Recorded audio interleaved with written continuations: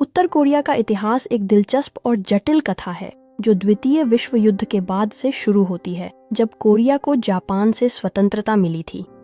इस स्वतंत्रता के बाद कोरिया दो भागों में विभाजित हो गया, उत्तर कोरिया और दक्षिण कोरिया, जिसके चलते 1950 में कोरियाई युद्ध छिड़ गया। कोरियाई युद्ध के अंत ने उत्तर कोरिया को एक सशक्त कम्युनिस्ट राज्य के रूप में स्थापित किया, जिसका नेतृत्व किम इल सुंग ने किया। किम इल सुंग के निधन के बाद उनके बेटे किम जोंग इल ने 1934 में सत्ता संभाली और देश ने एक नई दिशा में यात्रा शुरू की।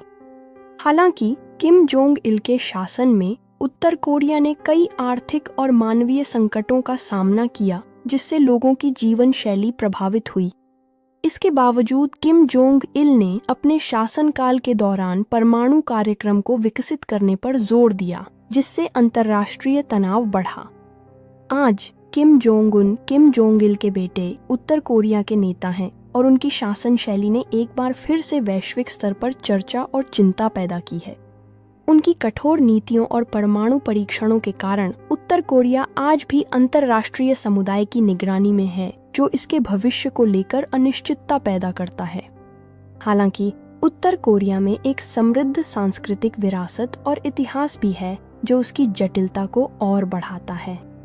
इस समृद्ध संस्कृति के बावजूद वहाँ की राजनीतिक स्थिति और अंतर्राष्ट्रीय संबंधों ने हमेशा लोगों के जीवन पर प्रभाव डाला है।